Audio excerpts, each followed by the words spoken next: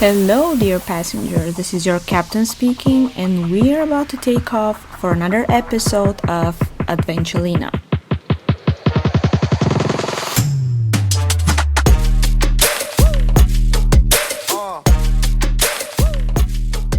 Hello, everyone. Welcome to another episode of Adventulina. Your captain is back in town from another trip or two. Yeah, kind of lost track the last 2 months. It's been pretty crazy in a good way. Understand more traveling. I came back from my East Coast trip after visiting Niagara Falls, Boston, and Cape Cod, and it wasn't long until I left for another place I wasn't planning on, but it happened last moment. And as you know, I never decline travel offers. Again, the Christmas laugh. But anyway, I went to Lake Tahoe kind of unplanned. Basically, got asked if I wanted to go. I said I didn't know. They asked me twice, and I was like, why not? Next thing I knew, I was booking my train and bus tickets, and I was getting confirmations, which is my favorite, right? I just love when my email inbox is all flights, hotel confirmations, tickets, and stuff like that. So anyway, I went to Lake Tahoe for 3 or 4 days.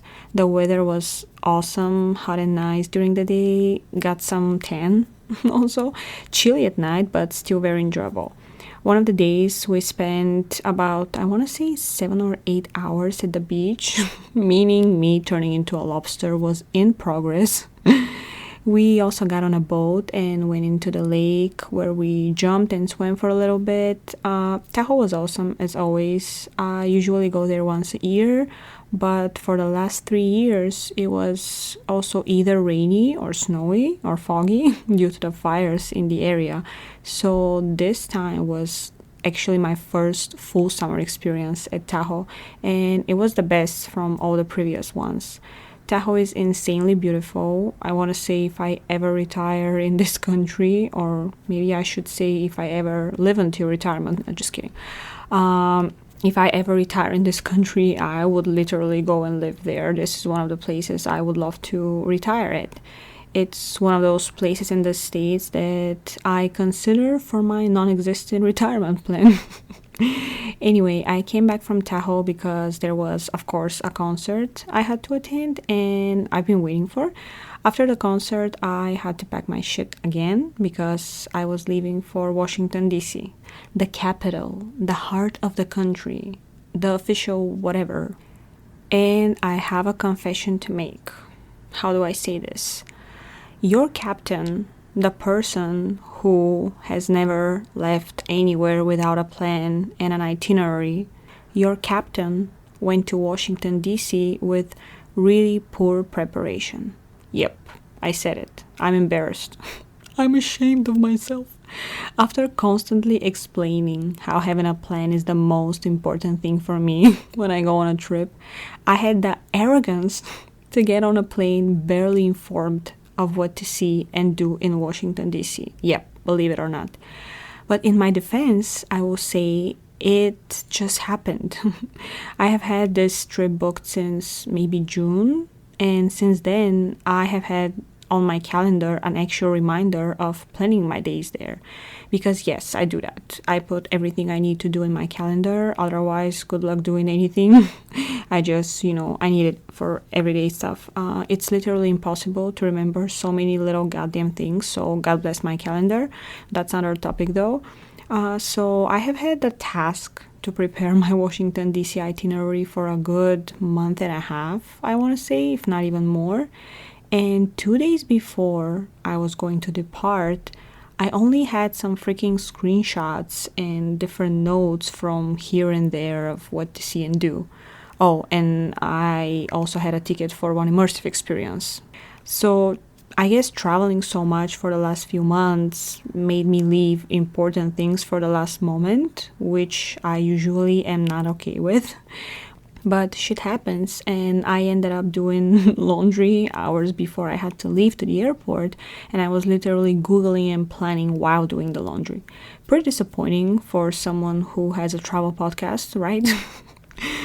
Good thing was that I was traveling most of the day and I was about to arrive in Washington, D.C. in the late afternoon and had the whole evening to organize my stuff. And having some notes and recommendations prior to that, I literally just had to open my near and dear to my heart Google Maps, my best friend, my favorite website. The reason for, yeah, okay, stop it. I opened Google Maps and I was able to plan the next 3 days fully and in a way that, of course, I was going to be exhausted after, but that's how I like it. So this night, I went to bed happy and satisfied, knowing that even if I waited until the last freaking moment, I still managed to plan my whole trip and I wasn't going to miss anything that I would have regretted later. It was my first time in Washington, D.C., and I stayed with family. They live in Maryland, so it was even better that I got to experience extra places because of that. Every day I was taking the train from their place in Maryland to Washington, D.C., which, for those of you who don't know, is the capital of the United States. And because of that, I think you won't be surprised to hear that it was probably the cleanest city I've ever been to, literally. I walked for almost 9 hours the first day, putting about 14 miles on those poor legs down there, and I still hadn't seen any trash. At some point I was like, where the hell is the trash? I mean, I get it, it's the capital. If it's not clean there, where the hell would it be clean, right? Washington, D.C. has tons of historical landmarks, and the best part is that the city is super walkable, and most of the interesting and first-time must-sees are close to each other. The area in the city called National Mall is home to iconic places like Washington Monument, Lincoln Memorial, World War II Monument, Thomas Jefferson Memorial, the Capitol Building, and tons of museums.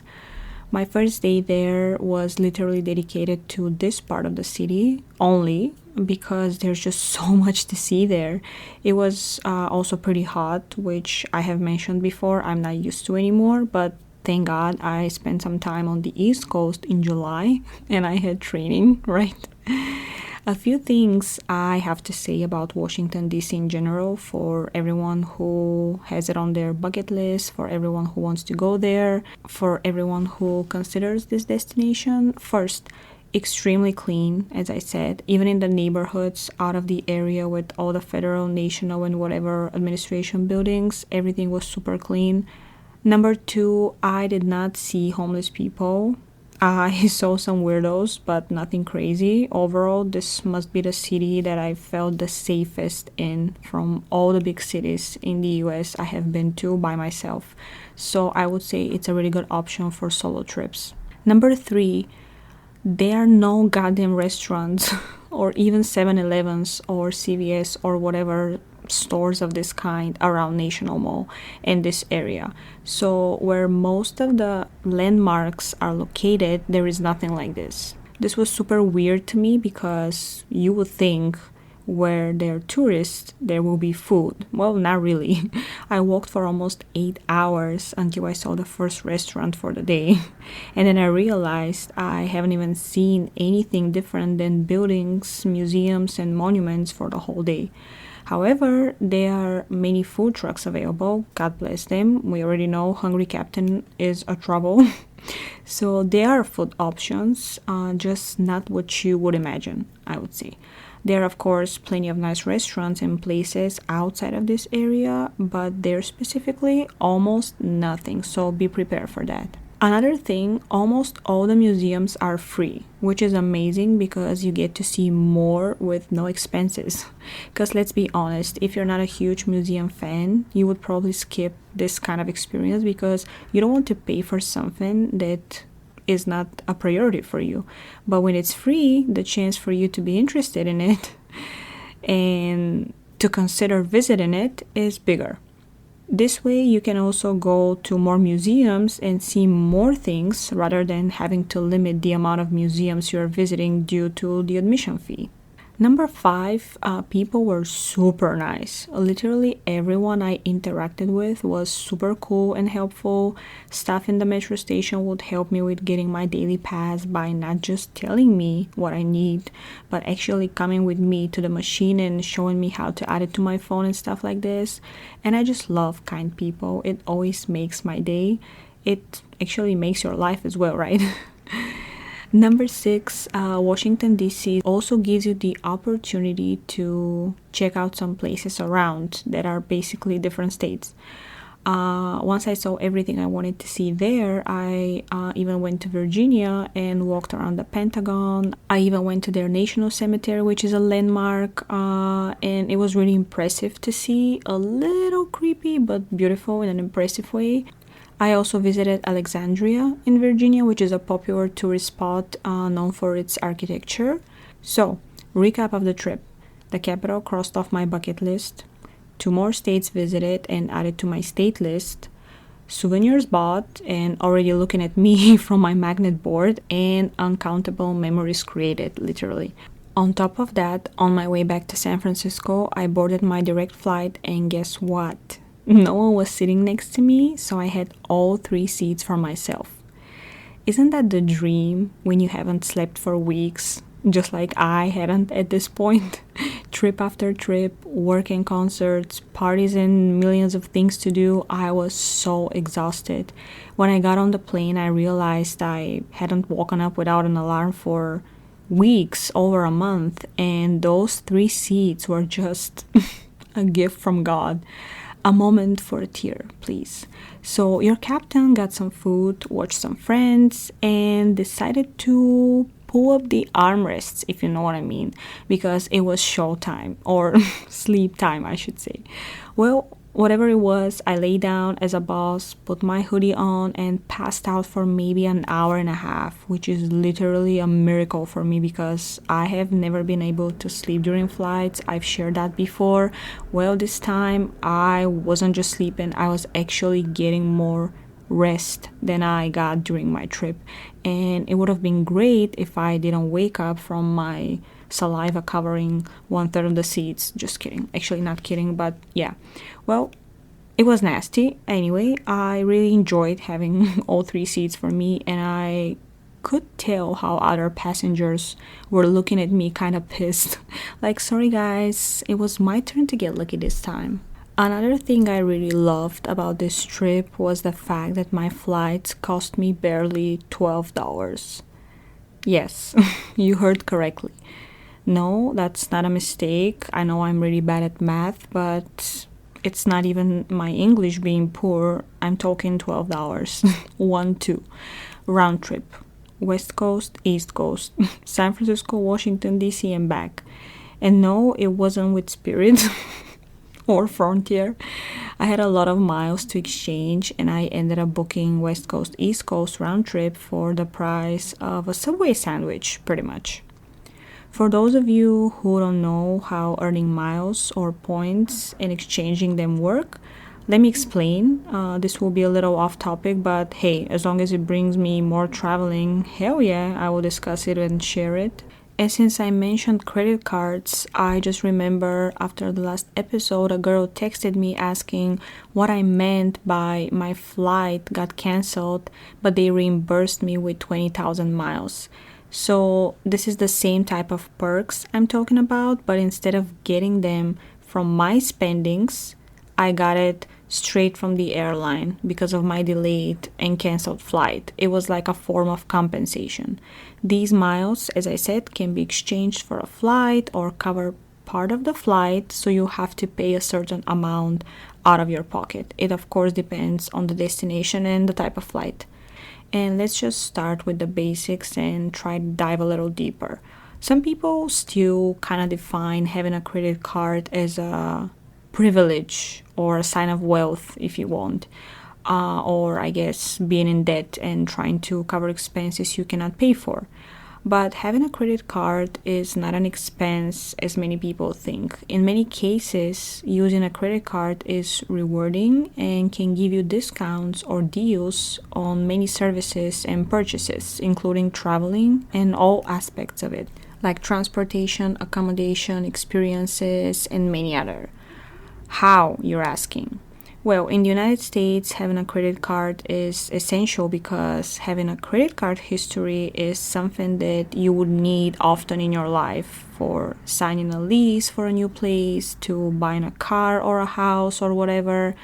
So, having a good credit history, which is built from on time payments and never being into a debt, is super important here. And since everyone has at least one credit card, companies are trying to attract customers with different offers that, provide perks and advantages good enough for you to get the credit card. On the other hand, unfortunately, credit cards in Europe definitely do not have as many perks as the ones in the States. Since credit history is not really a thing in Europe, except for a few countries, I believe, companies don't care to offer good perks and to attract customers. So, if someone in Europe is listening, most likely this information will not be really relevant to the credit card situation in Europe. But for all the fellas in the States, I promise you, having a credit card with good perks that you responsibly use and pay back will pay off very well, especially travel wise. To try to summarize how credit cards work, you apply, and based on your income, you either get approved or denied. If getting approved, you get a credit card with a certain amount of money available to spend each month and a certain date you have to pay back at. Just because you have an available amount of money to spend doesn't mean you have to spend it all. The less you spend, the more reliable you look to the bank. After some months of responsible spending and payments on time, your credit score, which is a number that shows how good you are at paying back banks for the money you borrowed from them, this score starts getting up. The higher the credit score, the more reliable of a person you are, and the bigger the chance for you to get approved when applying for housing or mortgage or buying a car and stuff like that. So basically, everyone aims for a good credit score, as this is the main proof in the United States that you can handle your payments. And this proof serves you when it's time to make bigger purchases, such as cars, homes, and other things like that. Different credit cards come with different perks. Some of them give you a sign-up bonus. Some of them give you cash back for every dollar spent or for money spent on specific stuff. One of my credit cards, for example, gives me 3% cash back on grocery purchases. So every time I go to the grocery store and I have to pay, I just use this specific card because I know part of what I paid for will come back to me as a cashback or as credit, like they call it. This cashback I can use to buy whatever I want after that once I receive it back. And it doesn't always have to be groceries that you get rewards from. That was just an example. Can be gas, can be restaurants, even specific chains for clothes or food, but retail in general. All credit cards have offers that mostly, change on a monthly basis. So sometimes you have a list of companies or services or providers that you can get certain cashback from, or a discount as long as you buy through the portal and with the specific credit card that offers that deal. Travelers, of course, try to get credit cards that give them travel perks and bonuses. Many companies would give you a generous bonus of points for signing up and spending a certain amount of money. This bonus, received as points or miles, you can exchange for traveling, flights, or hotels. Here probably comes the question, why don't we open all credit cards available, get all the bonuses, and travel with the miles and points we have gathered? Would be too good to be true, right? Applying and getting a new credit card is part of you being responsible and considered about your credit score. The more often you apply for credit cards, the more credit lines you open, as they call it, the more it looks like you're trying to fund your spendings because you cannot cover them. So you should give it at least 6 months between applying for different credit cards. Also keep in mind that every time you apply, your credit score gets checked and this decreases it. So just as an example, if you have 726 points as your credit score and you apply for a new credit card, doesn't matter if you get approved or not, most likely you will have about, I want to say, between 10 and 15 points taken. This is just an example. I'm just explaining how it works. I personally don't see logic in that, because the fact is that you've been building this credit score, this credit history for a while, and just because you're applying, they're taking away points from you, which is not fair, but that's the fact. When a bank checks if you're reliable, this costs you points of your credit score. Pretty dumb if you ask me, but it is what it is. That's not a reason for you not to apply for different credit cards so often. When having a credit card, you can accumulate points by making payments and daily purchases, paying bills too. What you spend kind of goes back to you in a different form, if I can say that. Let's say you spend $100 and you get 100 points or miles, depending on the credit card, of course. Once you gather enough, you can exchange those points or miles for different goods, different services, travel, and other options. So as I said, I had a big amount of miles generated through previous flights because, don't forget, always sign up for an account with each airline you book from.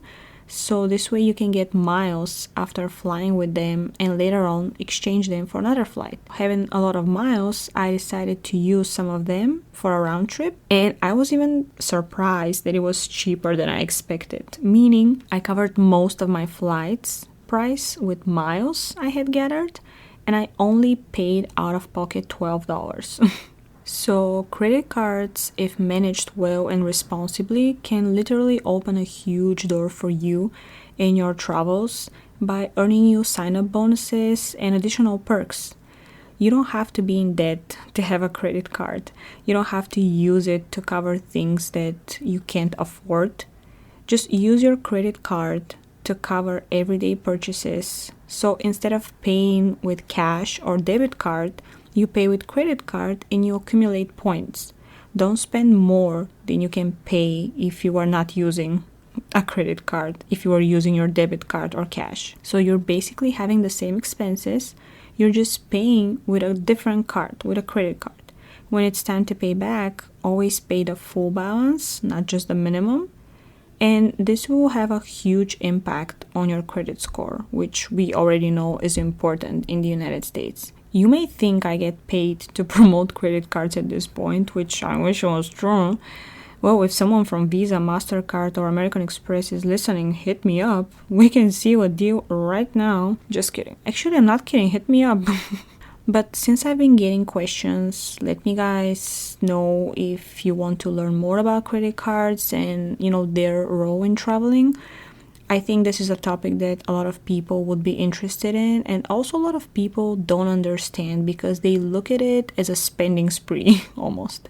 The truth is that as long as you pay your regular expenses and purchases with your credit cards and pay them off with your debit card on time in full, you can gain many perks and you can travel for much less and even for free. So before you book or buy anything, make sure you check the offers and the deals of the credit cards you owe, if you have more than one.